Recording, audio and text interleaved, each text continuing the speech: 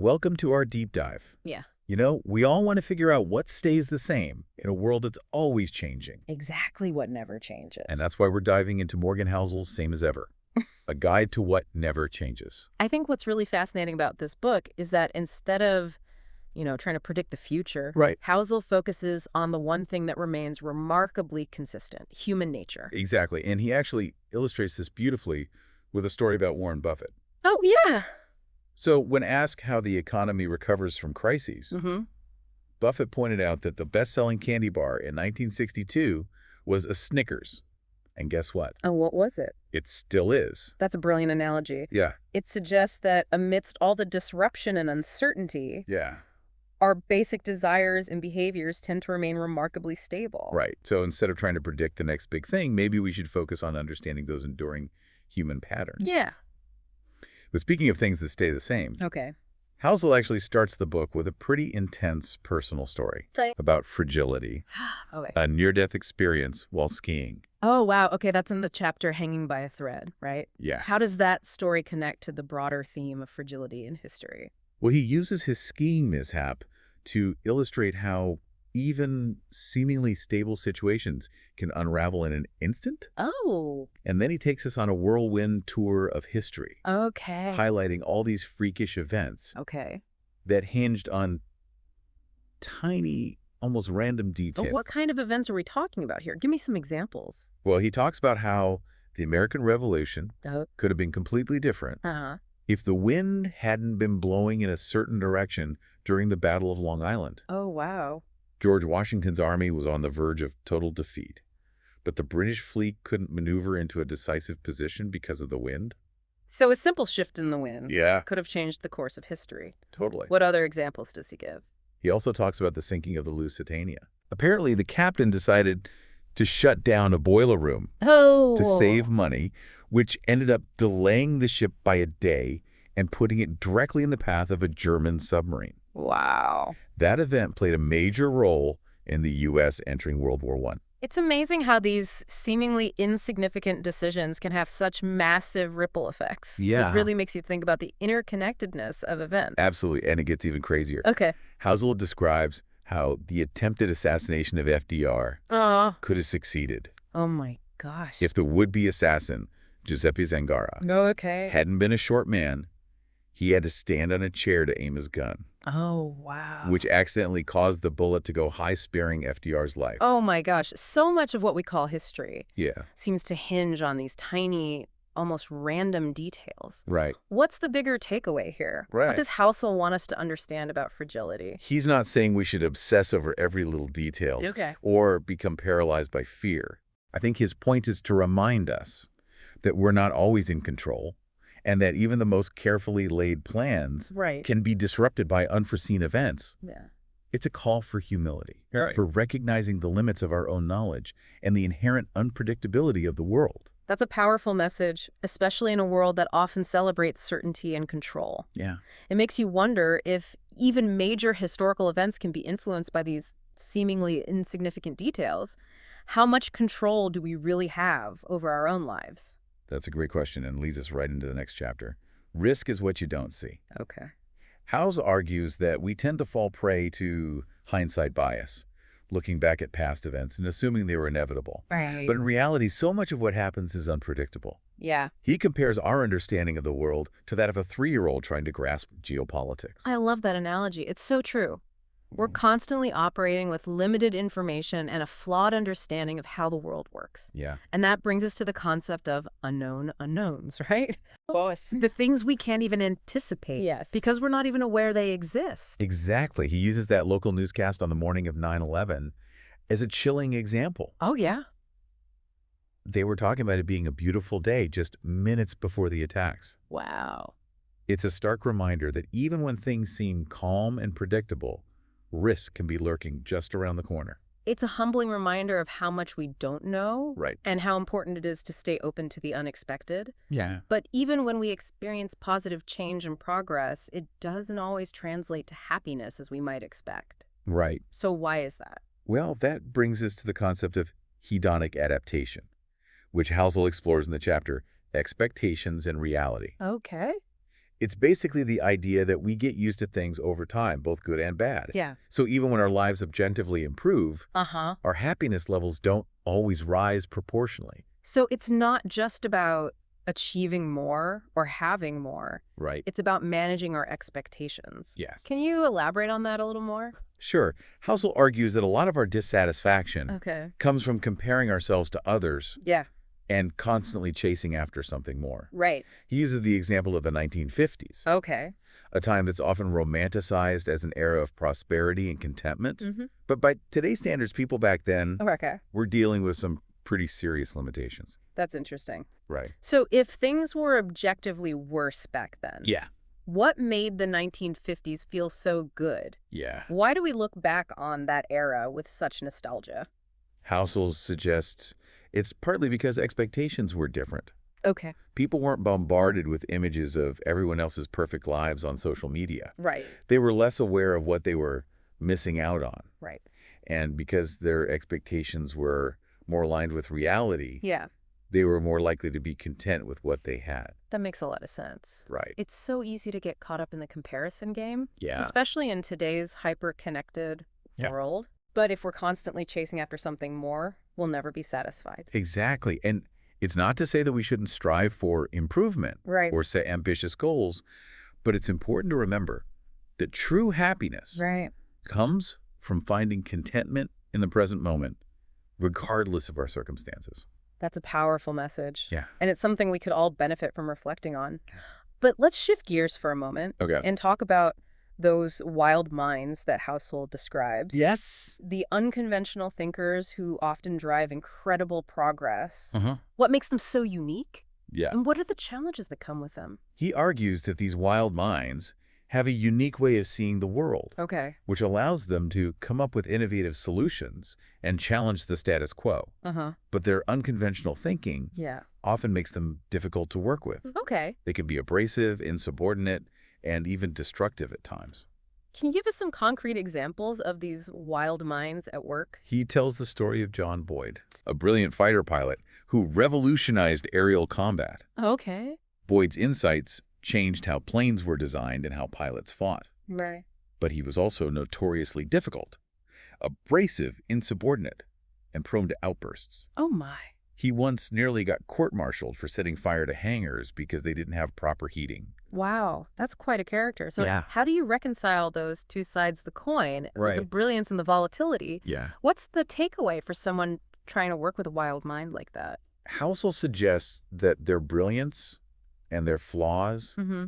are often two sides of the same coin. You can't have one without the other. Okay. So if you want to benefit from their genius, Right. you have to be willing to accept the full package. It sounds like a delicate dance. Yeah. Trying to harness that creative energy without letting it spiral out of control. Yes. I guess it's about finding the right balance Yeah. between encouraging their unconventional thinking Right. and setting boundaries to protect yourself and the team.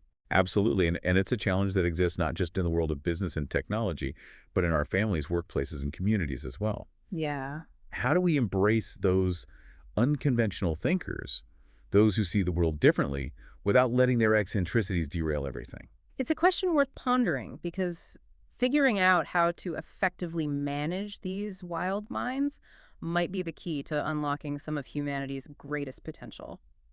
And on that thought, we've reached the end of part 1 of our deep dive. We've explored the concept of fragility, the limits of prediction, and the challenges of managing expectations. Mm-hmm. But there's so much more to uncover in Same as Ever, and we'll continue our journey in part 2. Great. Can't wait. So it seems like we've established, that the world is messy and unpredictable. Yeah. Often driven by forces we can't fully understand. So Right. how do we even make sense of it all? Well, Housel dives into that in the chapter Wild Numbers. Okay. He argues that we crave certainty even if it means sacrificing accuracy. Oh, so we want simple answers even if they're not entirely true? Huh. It makes me wonder if that's part of what fuels our fascination with stories. Yeah. We gravitate toward narratives that make sense of the chaos, Right. even if those narratives aren't completely accurate. That's exactly what he gets at in the next chapter. Okay. Best story wins. Okay. Housel argues that a good story is often more persuasive than data or logic, Okay. even if the facts don't quite line up. Interesting. He uses Martin Luther King Jr.'s I Have a Dream speech to illustrate this. That's a fascinating example. What's the story there? Apparently, the most famous part of that speech, the I have a dream section, Yeah. was actually improvised. Really? It wasn't in his prepared remarks. How did that happen? The crowd was responding so powerfully to his earlier references to his dream for a better future. And then gospel singer Mahalia Jackson shouted out, "Tell them about the dream, Martin." Wow. So he just went with it. That's amazing. So the most iconic part of one of history's most important speeches Right. was a spontaneous riff. I know, right? It shows you how a powerful story delivered with passion and conviction can transcend even the most carefully crafted arguments. It's almost like the emotional resonance of a story creates its own kind of truth, Yeah. even if it doesn't perfectly align with the facts, Right. which might explain why we sometimes cling to narratives that are demonstrably false. Right. What other examples does Housel give of the persuasive power of stories? He also talks about the Titanic. Okay. It's one of the most famous shipwrecks in history, even though there have been other shipwrecks with far greater loss of life. So why is the Titanic so memorable? Yeah, why is that story so captivating? Yeah. Housel believes it's because it has all the elements of a great story. Wealthy and famous passengers, tales of heroism and sacrifice, and of course the tragic love story that was immortalized in the movie. It's a perfect storm of narrative elements, and it makes me wonder, are we hardwired to respond to stories in this way? Yeah. Is there something about the structure of a narrative that taps into our deepest emotions and makes us more receptive to the message, regardless of its factual accuracy? It's a great question. Yeah. And it gets even more intriguing. Yeah. Housel argues that there's a whole realm of human experience Okay. that just can't be captured by data or stories, Yeah. things that defy measurement and quantification. That's what he calls does not compute, right? Yeah. The forces that shape our world, but that can't be neatly explained or predicted. Right.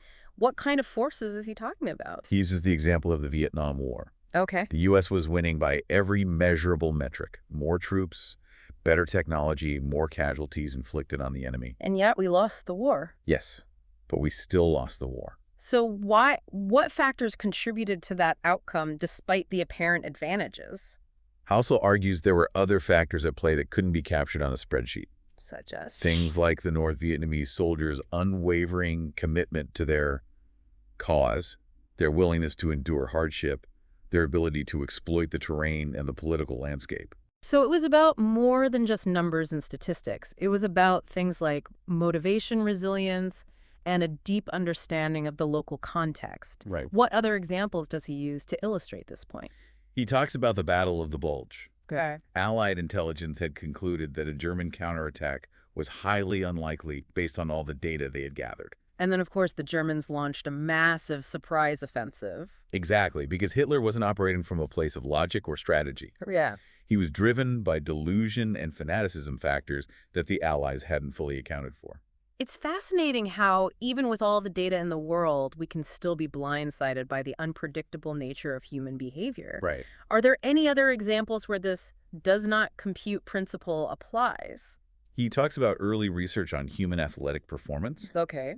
Scientists try to determine the limits of how fast a person could run based purely on physiological factors, like heart rate and oxygen consumption. And I'm guessing those calculations weren't very accurate. They were terrible at predicting actual race winners because they didn't account for factors like mental toughness strategy and the ability to push through pain. Yeah, it's like the difference between running on a treadmill in a lab Right.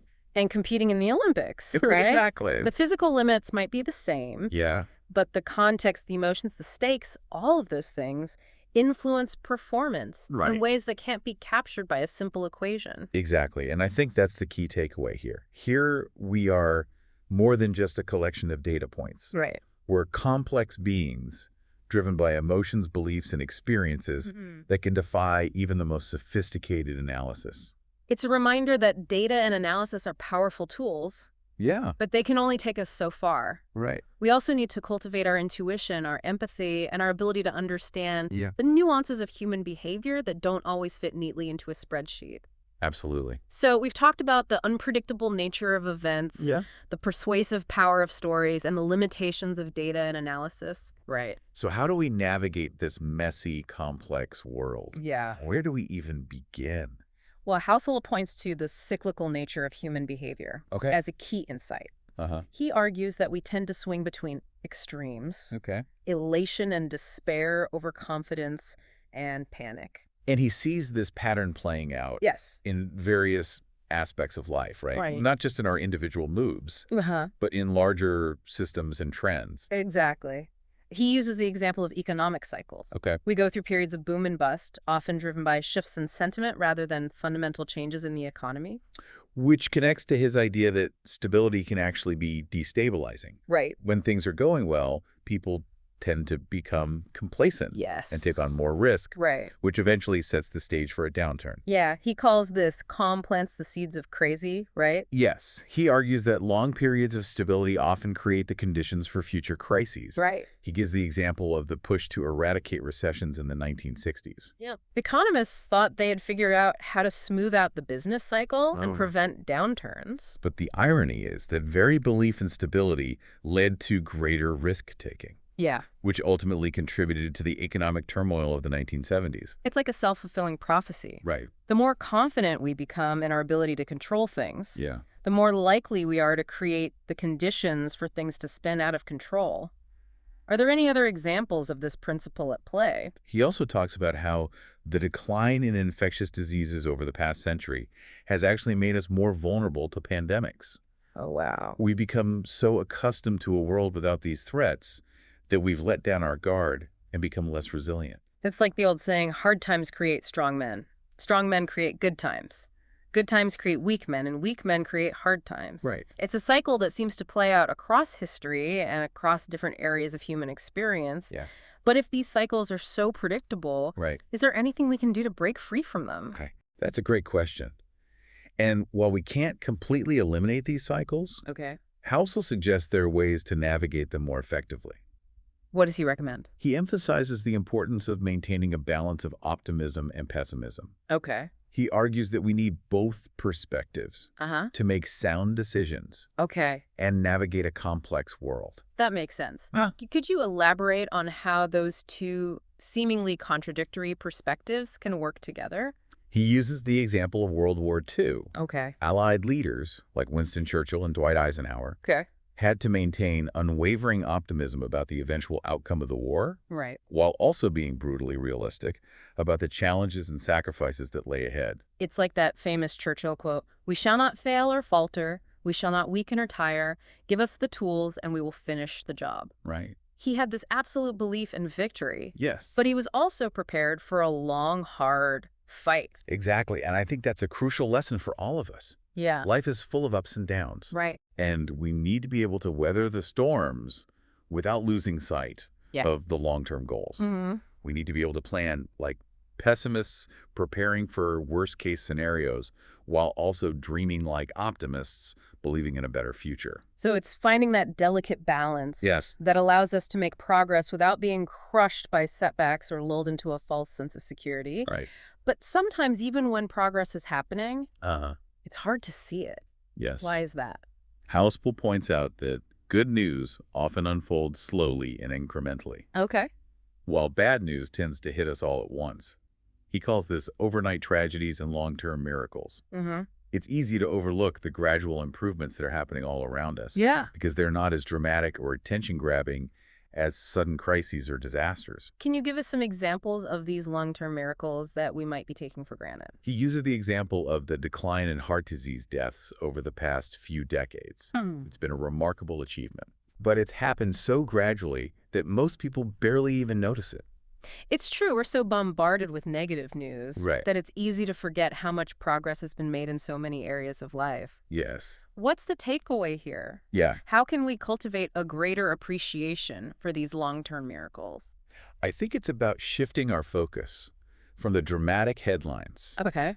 to the quieter, more subtle signs of progress. Yeah. It's about celebrating the small victories, Okay. even as we grapple with the bigger challenges, because often the most meaningful progress happens in the background quietly and steadily, while our attention is focused on the latest crisis or a controversy. It's like watching a plant grow. Yes. You don't see much change day to day, Right. but over time, the transformation is undeniable. Right. And it makes me think, what if we applied that same perspective to other areas of life? Yeah. What if we focused more on the small, consistent efforts that ultimately lead to long-term growth and fulfillment, That's a great point. Yeah. And it brings us to another important distinction that Housel makes. Yeah. The difference between patience and stubbornness. Okay. How do we know when we're being persistent Right. versus just digging our heels in and refusing to adapt? That's a crucial question. Yeah. I'm eager to hear how Housel addresses that. Housel explores that idea of patience versus stubbornness in the chapter Time Horizons. He says that long-term thinking isn't just about setting a far-off goal and waiting for it to magically appear. So it's not just about being patient, it's about being adaptable. Exactly. He uses the analogy of climbing Mount Everest. Oh, okay. Just because your goal is to reach the summit doesn't mean you ignore treacherous terrain or dangerous weather along the way. Right. You have to be prepared to adjust your plans Yeah, and maybe even turn back if the risks outweigh the rewards. right. It's a balance of persistence and flexibility, right? Knowing when to push forward and when to change course. Right, and he makes another interesting point about the long game. He says it's not enough for you to believe in it. Uh-huh. The people you're working with, your partners, your investors, Yeah. they all have to be on board as well. Because even with the best long-term vision, if the people you're relying on lose faith or patience, Yeah. it's probably going to fall apart. It's going to fall apart. That makes a lot of sense. How do you see that principle playing out in other areas of life, Yeah. beyond business and investing? Oh, it applies to so many things. Oh, Careers, relationships, personal projects. right. We need that balance of long-term vision Mm. and the ability to adapt to short-term realities. The world changes constantly, and if we aren't willing to adapt, we're likely to get left behind. That reminds me of the Red Queen in Alice in Wonderland. Oh, yeah. It takes all the running you can do to keep in the same place. If you want to get somewhere else, you must run at least twice as fast as that. But speaking of running, Yeah. with all the information overload we face today, Yeah. how do we even know which direction to run in? That's where Housel's distinction between expiring information and permanent information becomes really useful. Okay. He says we tend to get caught up in the latest news and trends, which have a very short shelf life, Yeah. while neglecting those timeless principles that could guide us over the long term. So what are some examples of expiring versus permanent information? Knowing what Microsoft's earnings were 10 years ago is expiring information.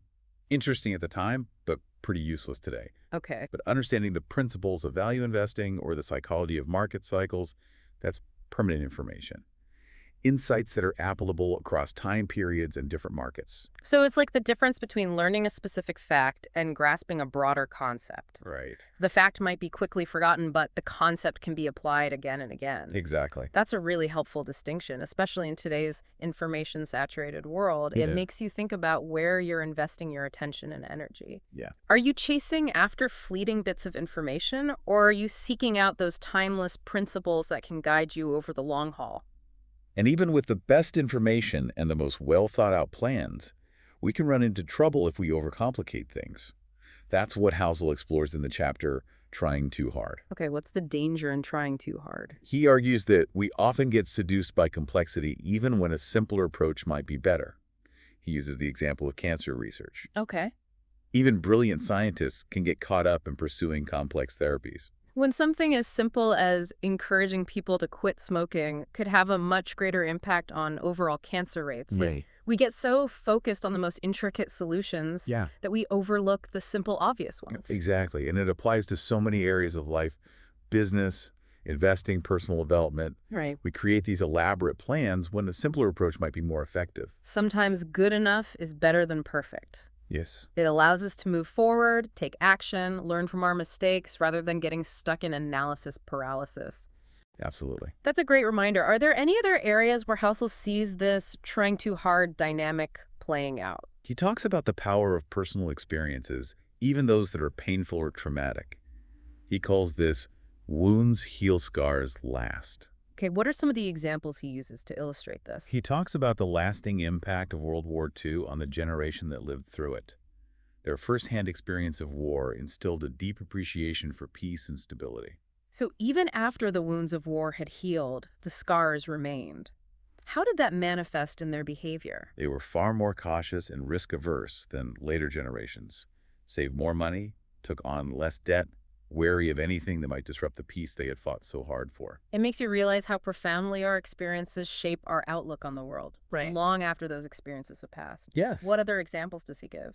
He talks about the impact of the Great Depression. That generation experienced financial insecurity firsthand, which continued to influence their spending habits and career choices even after the economy recovered. Once you've seen how quickly things can fall apart, it's hard to ever feel fully secure again, right? Right. It makes me wonder how our current experiences will shape future generations. What will be the lasting scars of our time? It's a question worth pondering, and it leads into another powerful point that Housel makes. Okay. The things we haven't experienced firsthand can leave us naive about how the world works. So there are limits to what we can learn from books and theories. Exactly. Hmm. Sometimes we have to experience things directly to truly understand them. Right. He compares it to the difference between reading about poverty and actually living it. The intellectual understanding is one thing, Right. but the visceral emotional experience is something else entirely. It's like the difference between reading a recipe and actually cooking the dish. Right. You don't really understand it until you've gotten your hands dirty. And it makes you realize how important it is to be open to new experiences, even when they challenge our existing assumptions. Because those experiences, even the difficult ones, can shape our worldview in profound ways. And speaking of shaping our worldview, Housel also talks about the power of incentives. In the chapter Man with a Hammer, he argues that incentives are often the strongest driver of our decisions, Okay. even if those decisions appear irrational or counterproductive. So what does he mean by man with a hammer?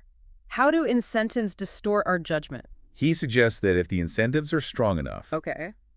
most people are capable of doing things they would normally consider unethical. He uses the example of subprime mortgage brokers in the mid-2000s. Oh, yeah. Everyone knew the housing market was a bubble about to burst. Right. But the brokers kept making those loans. Exactly. Because they were making a fortune.